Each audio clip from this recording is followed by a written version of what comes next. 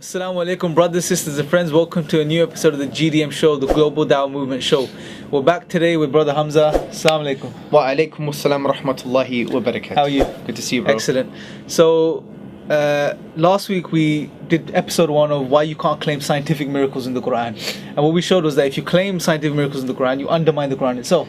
Not only do you undermine the Qur'an, but you undermine science because yes. you're assuming that science is static and it's never going to change. Yes. So that was one of the points, basically, right? So maybe you want to touch upon them quickly before we move on. Yeah, the first point was that you can't use science to prove the Qur'an because science is changing. Right. Okay? If you go into the philosophy of science, on any level, to any academic, you will see that science is not supposed to be static. There are no Moses tablets. Right. If you look at the works of Elliot Sober, Alex Rosenberg, Stathis Psilos, Goch and others, you see that science is changing because we're always going to have a future observation that may undermine previous conclusions, right. Yeah. which was based on previous limited observations.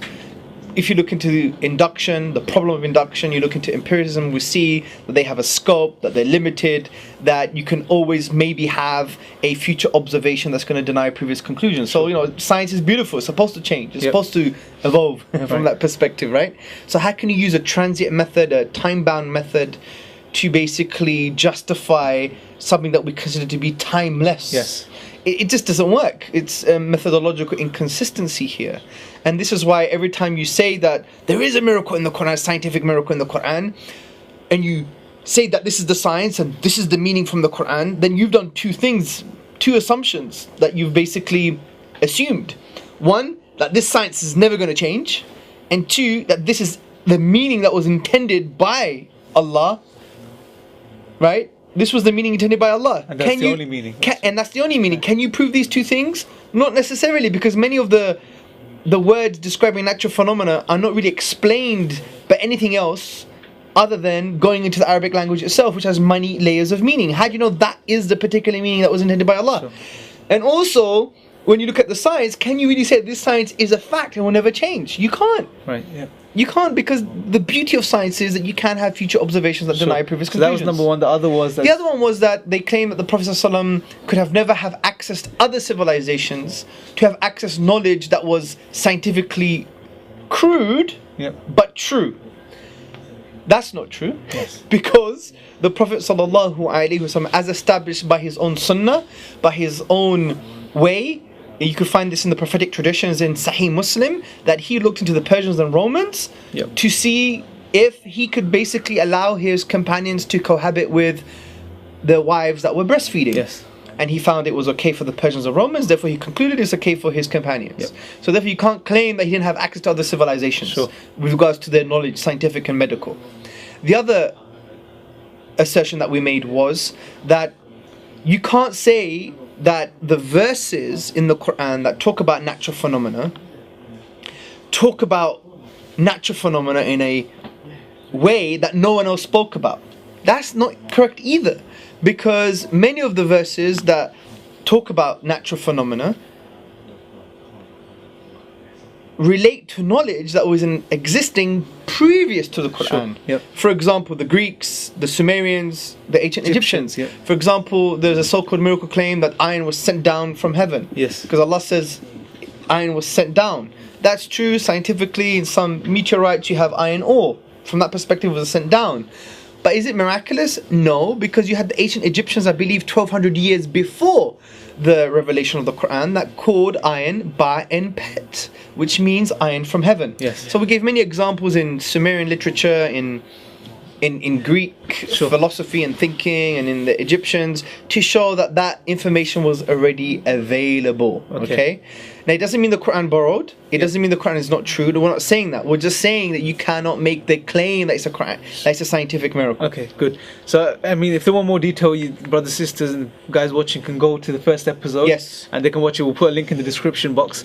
Moving on swiftly, I've got a few questions for you today, and it's to do with the new approach. Yes. Right? It's a multi-layered approach to the Qur'an that we're offering instead of these miracles, and it's far more profound in many ways. It is profound. It allows people to basically do tadabbur on the Qur'an, to ponder upon the Qur'an. Yes, it doesn't give you like, here's a miracle. It's not like fireworks and angels coming down, but it actually is is more warm in a way. It allows you to really have a relationship with the book of Allah subhanahu wa ta'ala, to really ponder upon its verses. Because Allah says, أَفَلَا يَتَدَبَّرُونَ الْقُرْآنَ, do they not reflect upon the Qur'an, or are there locks on their hearts? So from this perspective, the more pondering we do, the more our hearts may become unlocked to receive the mercy and guidance of Allah.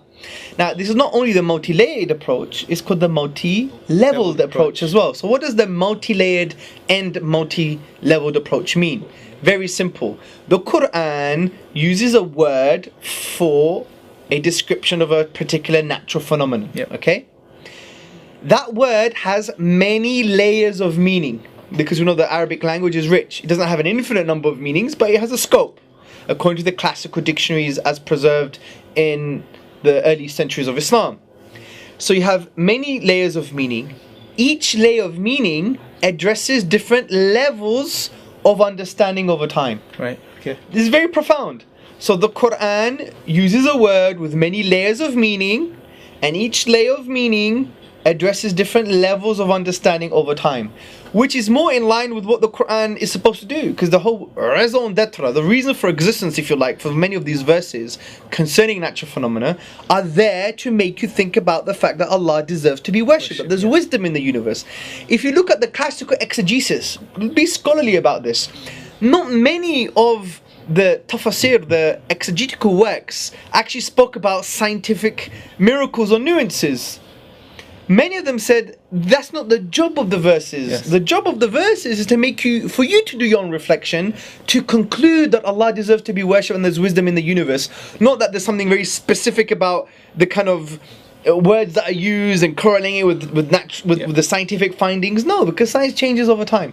It's there just to act as a signpost, a signpost to divine wisdom, a signpost to the worship of the divine. So okay, that's excellent. Now, that's a very powerful claim. Now, give us some examples to back that claim up. Oh, there's many examples to back this claim. For example, let me give you one, the orbits. The Qur'an in chapter 21 verse 33 says, "And it is He who created the night and the day and the sun and the moon, all in an orbit are swimming.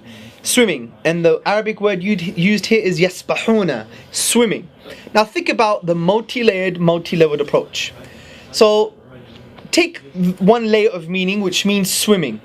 It addresses a level of understanding in the 7th century, which was understood just looking at the cosmos with the naked eye.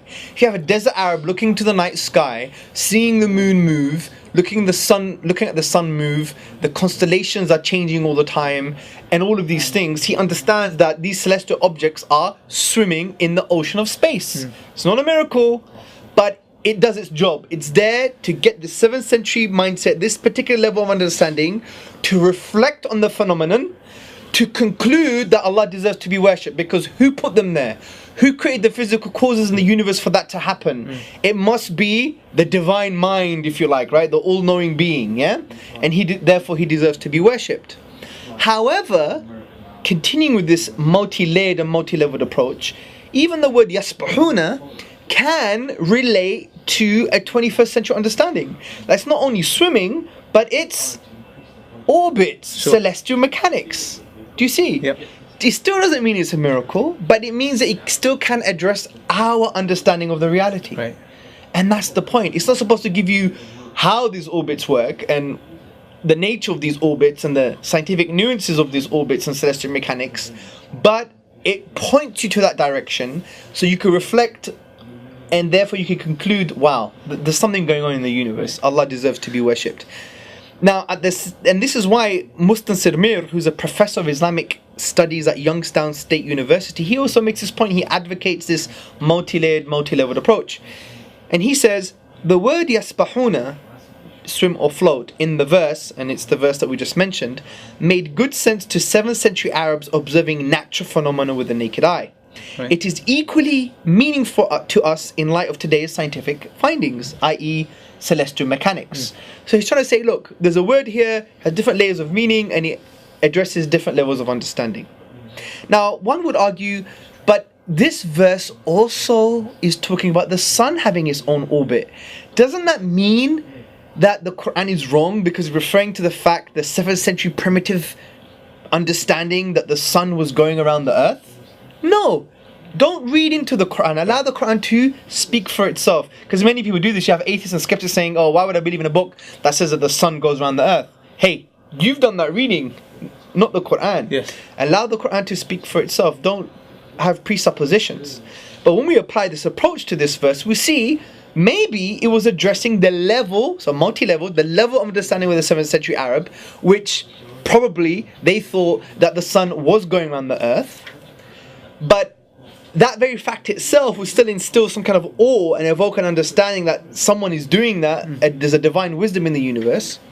But at the same time, it can also mean that the sun has its own orbit and movement, not necessarily around the earth, yes, but it just has its own orbit. Yep.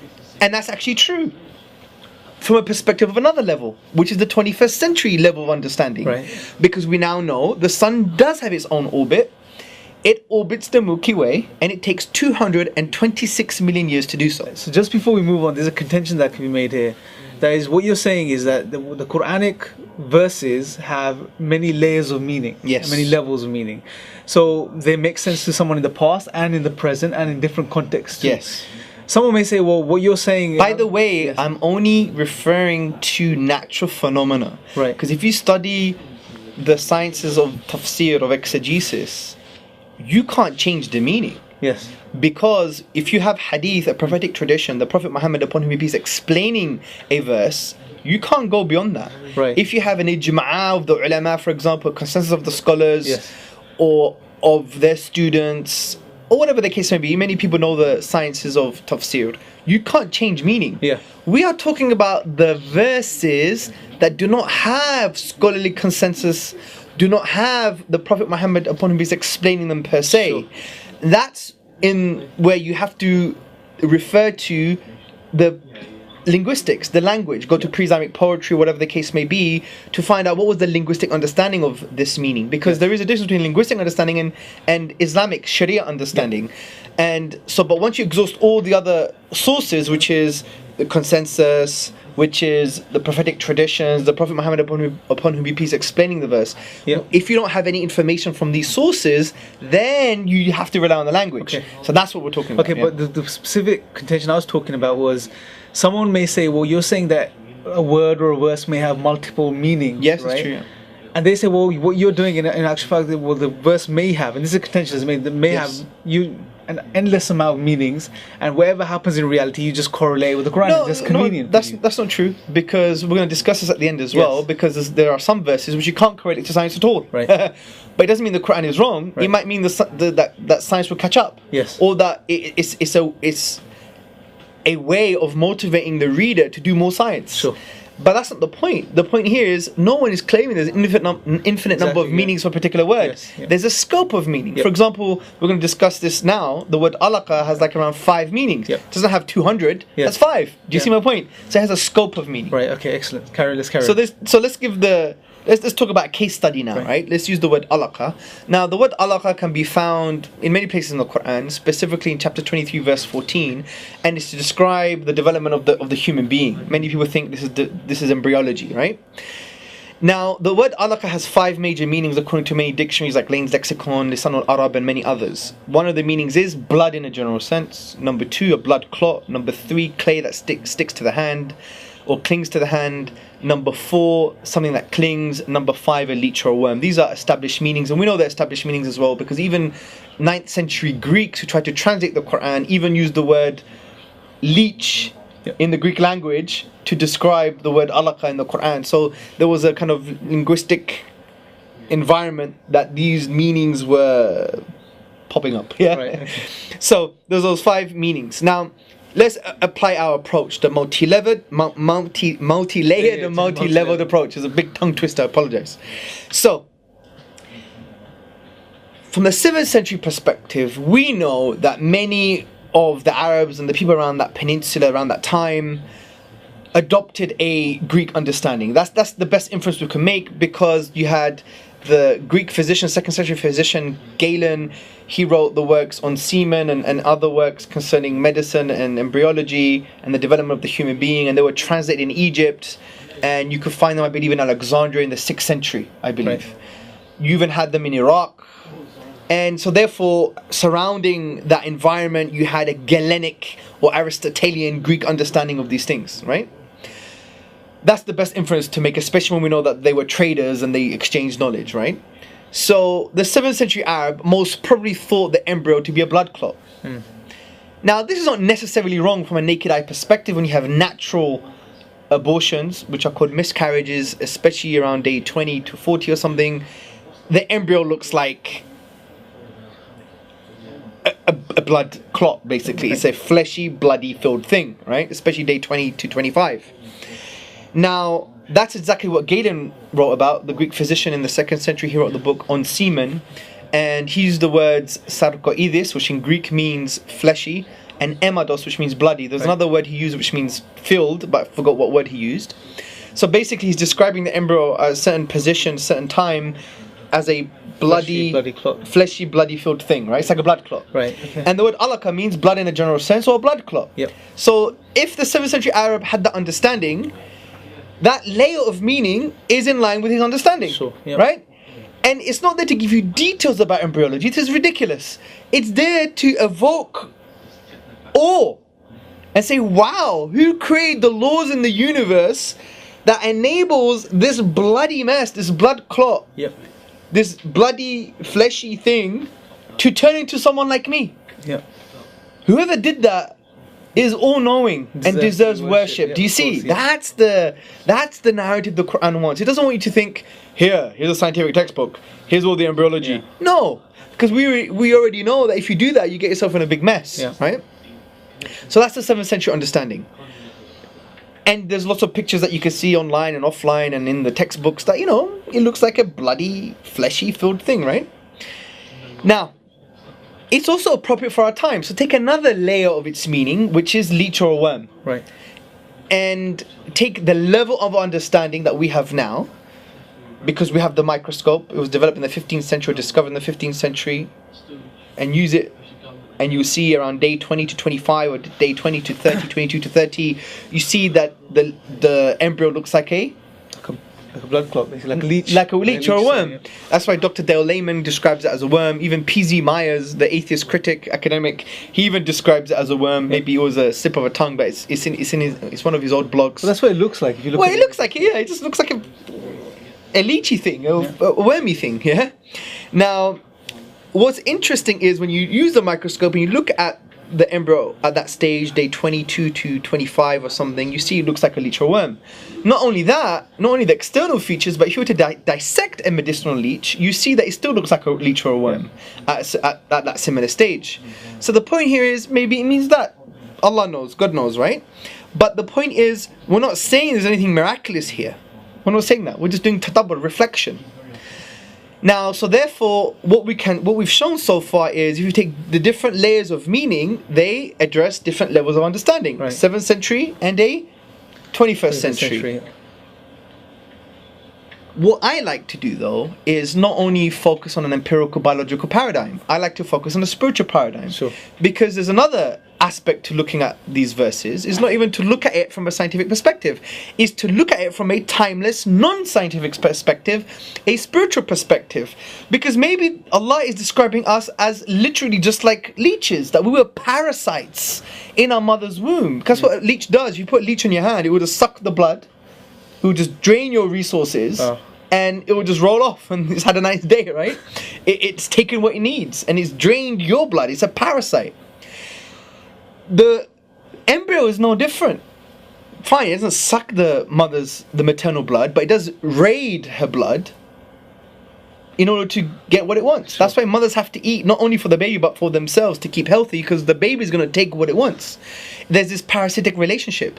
So from a spiritual perspective, an emotional perspective, it's going to make us realize, hey, you were like a parasite.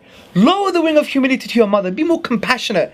If it wasn't for her, you won't be here. You're a dependent. You're not self-sufficient. And also, she willingly and willfully gave herself her resources so you could be born. Because she could have stopped. She could have said, right, I don't want this baby anymore. Or she could have said, God knows what she could have done. The point is, she willingly and willfully allowed her body to be used by you in a parasitical way. Because you drained her resources. This should make you feel, oh my God, I should love my mother more, I should respect her more, and I'm not self-sufficient, I'm dependent on my mother, and therefore ultimately dependent on God. But yeah, wow. Do you see? That's Very a more of a powerful. spiritual insight. You know what's very interesting? Professor of Science Lord Robert Wilson, he's an emeritus professor of fertility studies at Imperial College, in a documentary, and we'll give you the link for you to see this. Look what he said, or hear what he said. He said, the leech takes whatever it needs to live by sucking the blood of whatever it can latch onto. In that case, that's me. He had a leech on his hand. As it sucks my blood, it takes from it all that it needs to live. It literally lives off me, and the whole of pregnancy is shaped by a similar kind of parasitic relationship. Unlike the leech, the developing embryo doesn't suck the maternal blood, but it does raid her blood for the raw materials it needs to grow. From the word go, both leech and embryo are out for themselves. Oh. So from this perspective, you can see there's many layers of meaning, and it addresses different levels of understanding. Sure. A non-scientific understanding, a 21st century understanding, and a 7th century understanding. So not supposed to give you details. It's supposed to point you to those directions. The book of signs. It's supposed to say to you, look at that sign. Conclude whatever you want about that sign concerning its scientific details. Yeah. But what's weaving itself through that understanding is the ultimate conclusion that there's wisdom in the universe and that God deserves to be worshipped. Because the point is, God wants to speak to the 7th century man, the 50th century man, and the 21st century man. Not just us, right? So from this perspective, this is a new approach. It doesn't claim miracle, but it's profound because it gets people to do tadabbur, to ponder upon the Qur'an. The Qur'an says, do they not ponder upon this Qur'an, or the locks on their hearts? Yeah. Which in a way can mean that the more pondering you do, the more your heart becomes unlocked to receive His guidance and mercy. Now, there is a final contention, because as we just mentioned, that they may say there's no science for some of the verses. Some of the verses that it mentions cannot be justified scientifically at all. So what do we say to this? Well, it's very simple. No one is claiming that every single verse relating to natural phenomena must be scientifically understood. Maybe it has a non-scientific meaning, like a spiritual meaning. Like we've seen in the previous example. Or it could be relating to a scientific understanding that we don't know of yet, right? Yeah. Or it could be a perspective that we haven't understood yet. The point is, maybe science will catch up. Why do you think that science and revelation always have to agree with each other? If that's the case, then the 19th century Muslim would have a huge problem. Yeah. Because in the 19th century, they believe that the universe never began, but the Quran says the universe began. So what do you do? Yeah. So from this perspective, yes, there can be many cases where science contradicts the Quran. And the point here is, big deal. Yeah. That's it. Science is going to change. Yeah, some of it Maybe our understanding of the Quran is not good enough. You know, these things are grey in many instances. I mean, if you look even at the classical exegetical works, even the scholars disagreed on certain realities. This is the beauty of the Quran. Just ponder. Yes, there could be a contradiction. Big deal. Yeah. We know science changes. So we haven't got the full scientific conclusion yet. Even if we believe it's 99% true, there could be paradigm shifts. We know this in the history of science.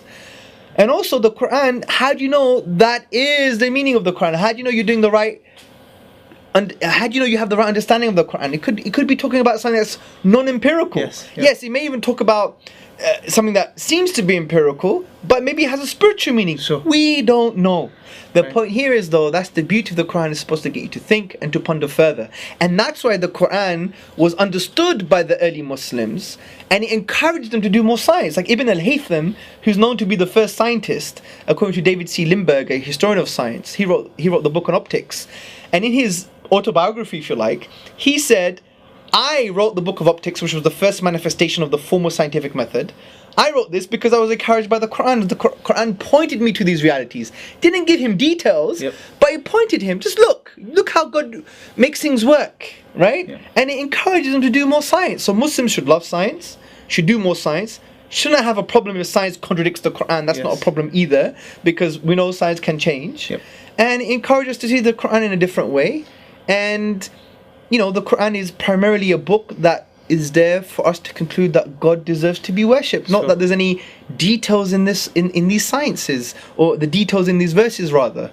So I don't know. Any other questions, No, bro? I think you covered it really well. We have gone over time. I mean, there is more questions, and we will address them in the Yeah, of future, course, and because there's the essay we're gonna link yeah, into you the can't video as well. address this very detailed subject in just 2 shows, Sure. but it's food for thought. And my encouragement to the Muslims and to the non-Muslims, especially to the Muslims, is to, challenge the existing narrative at the moment, because I do feel that it's quite dangerous. And yes, I myself was responsible for it too, but we need to change, we need to be sincere, and we need to basically have more robust narratives. Yes. And that's why we should challenge as many people as possible in a positive way, with good adab, with good etiquette and akhlaq and respect and love and compassion, so we could have a more robust narrative that allows the Qur'an to speak for itself. Yeah, I think that's perfectly summed up. Like you said, there's a lot more to it, but I think it gives people a taste of what's going on. Yeah, for sure. Just to conclude, the last 30 seconds, what would you say, how can people take this information and now popularize it, get it out to others, so they can actually start using this and not make the mistakes that were made in the past, basically? Well, firstly, what they can do is understand this new approach further, read the essay that we've provided, listen to this show again, speak to their scholars, speak to people who know, and maybe podcast, write their own essays, do their own videos, challenge the people who are articulating the so-called scientific miracles claim, because I think it misrepresents the Qur'an and it also misrepresents science. And once they challenge that, and yes, don't be rude, be nice, be polite, and I believe that we would allow the Qur'an to speak for itself, and we will revive the spiritual nature of the Qur'an, which was the main reason for the Qur'an, to make us realize God deserves to be worshipped. Well, there's some kind of scientific details in this book. There isn't. The Qur'an is there to make you think about reality, to conclude that He deserves to be worshipped, and that's the focus. But what we've done, we've shifted it away to, hey, have you seen this word? It's so amazing. Look at this. It's fantastic. And their faith hangs on this thin thread on science. You can't do that, because the beauty of science is that thread is supposed to break all the time, because it's supposed to change. That's the beauty of science. That's why we discover new things. That's why we have new approaches. That's why we have new theories. That's why we have new conclusions, because we do more science, more observation, we get more data, and we have different conclusions. So the point is, you can't see the Qur'an that way. It's a very dangerous way of basing your entire faith, and not that it's inconsistent, it's not robust, and it's incoherent. And I think it is probably one of the main reasons for a lot of people actually leaving Islam, because they haven't understood the Qur'an properly, because we've given them the wrong type of understanding. We've given them the wrong lenses to understand the Qur'an. Right. But I think it's time to change that now, inshallah. We have to change it. We have to change it. And I mean, I was doing webinars on this I've been doing webinars and seminars on this for the past few years. I think 3 years now, 2.5 years, and it's hard. It's hard to change it. The reason we want to do these shows is for people to adopt this further, and for us to basically move forward as a community and be more robust. Yes. But it's a lonely space at the moment. I think there are a lot of people who agree with us, but we need more voices. We need more loudspeakers to adopt this. I sent my essay to Sheikh Akram Nadwi. He said it should be translated into the main Muslim languages. Wow. He loved it. He sent it to his students. I sent it to Ustad Noman Ali Khan. He sent it to his students and his people. And Noman Ali Khan, I believe, adopts this approach now. Abdurrahim Green adopts this approach now. So there's a slowly but surely changing narrative. And if you want to summarize the whole narrative, Allah is Al-Hakim. He is the wise. He has the picture. We just have the pixel. Whatever we know, we're going to catch up to the divine knowledge. Inshallah. So hopefully this has been beneficial. Jazakallah khair, Brother Hamza, for coming on and doing this. And inshallah, stay tuned, share the video, make sure you subscribe to the channel. And once again, Assalamu alaikum wa rahmatullahi wa barakatuh.